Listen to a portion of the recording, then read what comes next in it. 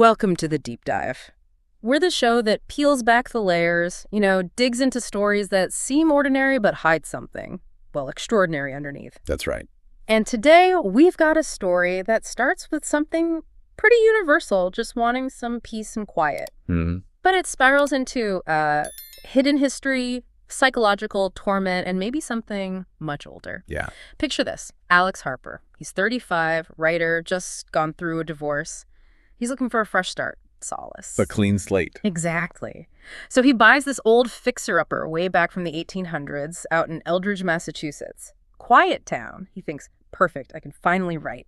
But the house had other plans. It really did, because some homes, as Alex found out, are anything but quiet. And this isn't just your average ghost story, is it? Or even like a straightforward cold case. No. As we unpack what Alex went through, we're really looking at how the past can, violently intrude on the present. Intrude is a good word for it. Yeah, not just echoes, but like an active, almost malevolent force. We'll get into his psychological state, sure. Yeah. But also this decades-old crime, how it was hidden. Meticulously hidden. Right.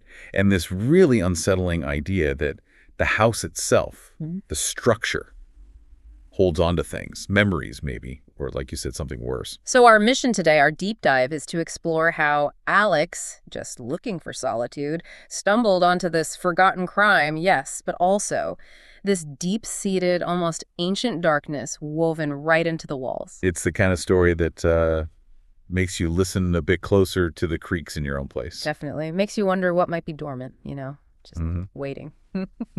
Behind the plaster. Okay, so let's get into it. Alex moves in. It's got everything you wanted. High ceilings, those old wide plank floors. You can picture it. Character. Totally. Thick walls. Feels like history, right? He settles in, finds that quiet he craved, ready to write. But then, night 3. Everything changes. He's in bed. It's quiet outside. Maybe a little wind. And he hears it. Muffled voices. Whispering. Coming through his bedroom wall. At first, he does what we'd all do, right? He thinks, oh, it's the house settling or, the wind, maybe distant neighbors. Even though he's way out there. Yeah, miles from anyone in rural Eldridge. Huh. But he puts his ear to the wall, cold plaster, gives him the chills, and the voices get sharper. Oh, wow. He clearly hears a man's voice, gruff, kind of mean, saying, you can't hide forever. Jeez. And then a woman's voice, just desperate, pleading, please let me go. He even tries to record it on his phone. Smart. Or trying to be. Yeah, but gets nothing. Just static, faint, hissing static, so he tries to push it down. Exhaustion, new house, overactive imagination. Usual suspects. Right. And that rationalization is so human, isn't it? Our brains just need a logical box to put things in. It's how we cope. Absolutely. But what's striking here is how fast it escalates. Yeah. Not just vague sounds, but distinct phrases, real emotion, and the recording feeling. That almost makes it worse somehow. It takes away the easy explanations like faulty pipes or whatever. It makes the anomaly more real. His mind is scrambling, and the lack of a simple answer just ramps up the unease. And he just couldn't deny it for long. The very next night, it's back. Oh, no. Louder this time, clearer. Murmurs building, then the woman's voice, choked with fear. No, don't. It's not what you think. And then this sickening, muffled thud, like something heavy hitting the floor. He said it vibrated right through the floorboard. Must have been terrified. Froze. Every nerve on end. He knew it wasn't wind, wasn't neighbors. He actually knocks on the wall. Hard. 3 times. Silence. The voices stop instantly.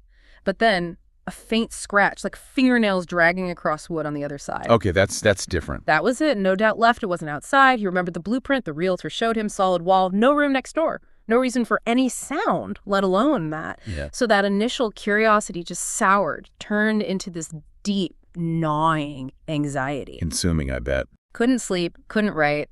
The house that was meant to be his sanctuary was now, actively tormenting him. He had to know. I would too. He grabs a big flashlight, a crowbar from the garage, telling himself it's probably just rats, but knowing it wasn't. Knowing it wasn't. And here's where it gets really, really interesting.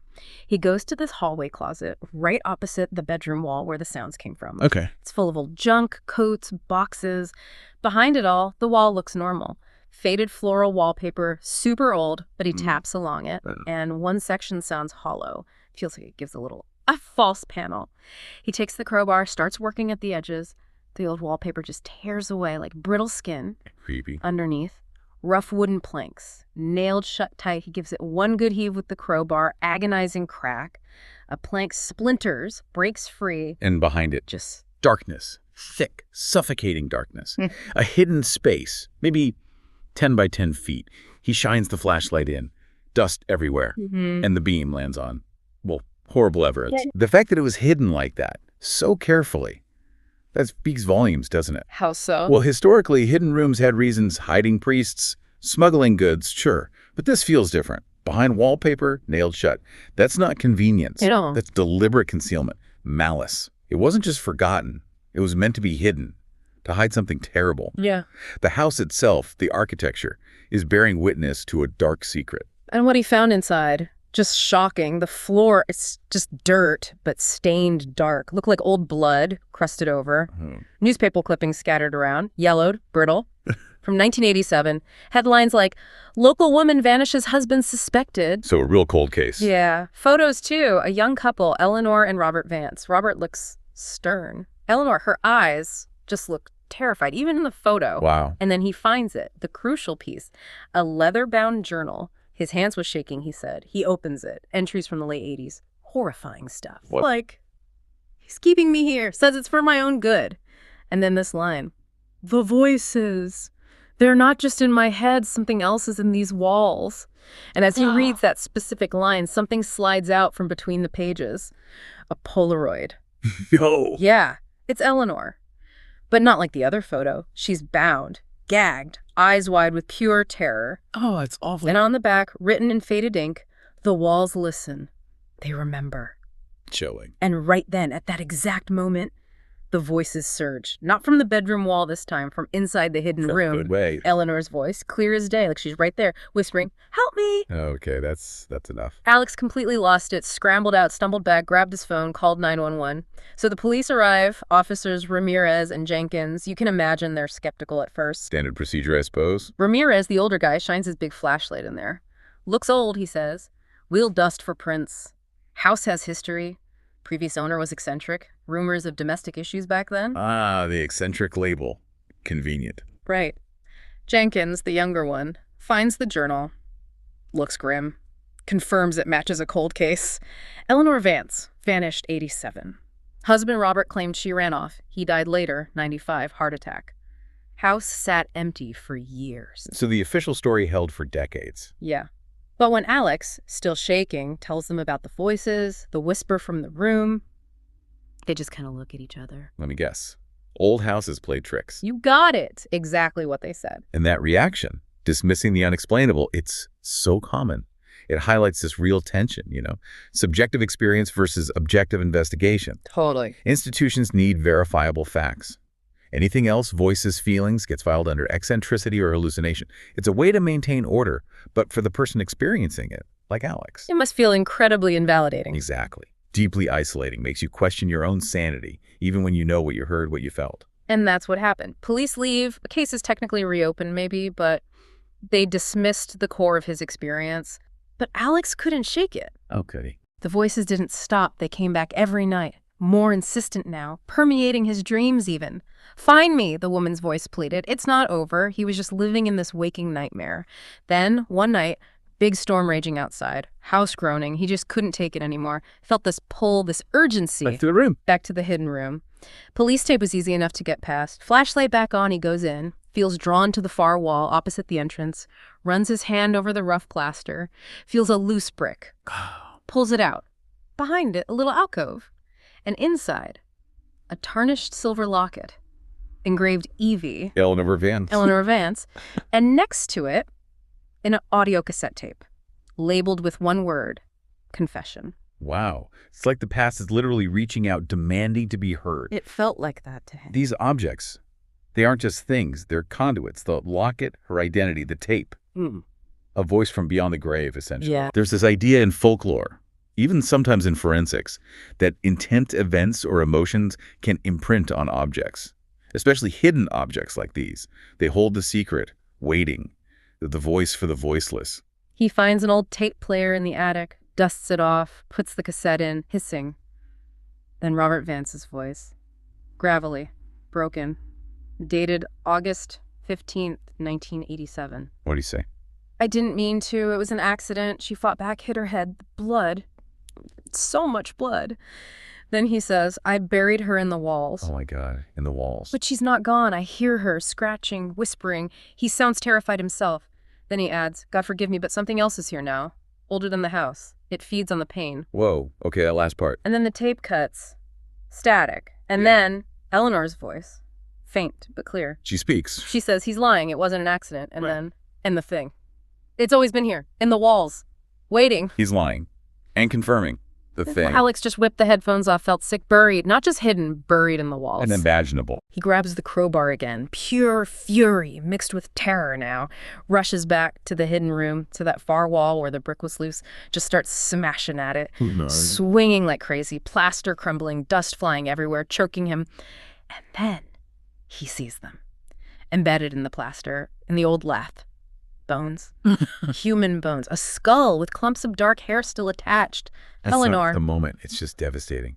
And it forces you to contrast their stories, right? Robert's confession is self-serving, trying to lessen the blame an accident. Right. But Eleanor's voice cuts right through that. He's lying. The victim's truth. Yeah. And then that chilling confirmation, the thing. It's always been here. It changes everyone. It completely reframes it. It's not just a murder, a haunting. It suggests this other presence, something ancient tied to the place itself that maybe even fed on their tragedy. It elevates the horror beyond human evil. And as Alex is staring at her remains, the room gets cold, like unnaturally cold. Frost starts forming on the walls. He can see his breath. And the voices, they're not muffled anymore. They're everywhere, surrounding him, multiplying, twisting together, whispering his name. What are they saying? You found me, but it's too late. It's awake, but he sees it. In the darkest corner, shatters just coalesce, pulling together, forming this shape that isn't human. Describe it. Tall, elongated, just blackness, but with these eyes, like burning embers, just pure ancient hunger. He knew instantly this wasn't Robert's ghost. It wasn't even Eleanor. It was the thing. It was the thing. The house's real secret, older than the foundations, tied to the land itself. And he realized Vance's tragedy hadn't just ended lives. It had fed this thing, awakened it, bound their spirits there. And now it was awake, and it saw him. This is where it really moves beyond a typical haunting. That description, older than the house, tied to the land, that taps into really old ideas. Right. Genius loci, place-based entities, right. Forces inherent to a location. The Vance's suffering wasn't just an event. It was like fuel, a catalyst that woke up or strengthened this pre-existing evil. It wasn't just residual energy. No, it sounds active, predatory, feeding on the pain. The house isn't just a container anymore. It's a living antagonist. That's deep psychological horror territory. And then it lunged at him. Tendrils of shadow, he said, wrapping around him, trying to pull him in. Oh, God. He screamed, swung the crowbar, hit nothing but air. But the entity, it recoiled, let out this horrible, inhuman screech that felt like it was tearing the room apart. Did he get out? He bolted, ran from the hidden room, heart pounding, frantically started piling furniture against the opening, anything he could find. Blocking it in? Trying to. As he stumbled for the front door, the voices just erupted. From every wall, dozens, hundreds of them, whispering, hissing, "Stay with us!" He bursts about into the storm, jumps in his car, floors it straight to the police station, spills everything, the bones, the tape, the entity. And their reaction this time. Well, the follow-up investigation confirmed the bones were Eleanor. The tape was authentic, matched old recordings, so the cold case solved, finally. But the end, nothing. No cold spots, no shadows, no proof. Their official take, stress-induced hallucination, blamed it on the divorce, the trauma of the discovery. The rational explanation wins again, officially anyway. But Alex knew better. That's the psychological toll, isn't it? Having this visceral, undeniable experience that nobody else can validate or even acknowledge. It'd be incredibly isolating. Yeah, it leaves you in this weird limbo. You solved the crime, brought some truth to light, but your own deepest, most terrifying experience is dismissed. It really makes you question the limits of proof, the limits of what we accept as reality. So what happened to Alex? He sold the house, took a huge loss, didn't care, just wanted out of Eldridge, away from that place, moved to a modern apartment in Boston, clean lines, thin walls, totally different. A real fresh start, hopefully. Trying. But he says sometimes, late at night, when it's totally quiet, he thinks he still hears whispers, faint, through the plaster. Oh, no. What does he hear? Just one word, over and over, more. So where does that leave us? We started with this guy just wanting peace and ended up uncovering a murder, a cover-up, and this ancient presence. Yeah, it's more than just a spooky story. It really mirrors how deeply the past human tragedy, but maybe something older too, can embed itself in a place. Become part of the fabric. Exactly. This Yeah. deep dives, it shows the chilling reality of hidden histories, how trauma can literally permeate a space, and yeah, the deeply unsettling idea that some forces are just beyond our current understanding. Beyond rational explanation. Right. Alex's story highlights those limits. It suggests there are truths out there that science, that police work just can't measure yet. Makes you wonder what energies, what memories, what entities might just be lurking, waiting. It definitely leaves you with a provocative thought, doesn't it? How much of the past is really gone? How much is just dormant, waiting for someone to tune in, to listen? Could intense suffering or just the sheer weight of time in one spot actually generate something? Yeah. Awaken something tangible, something that listens, remembers, feeds. And if that's possible, even remotely, what responsibility do we have?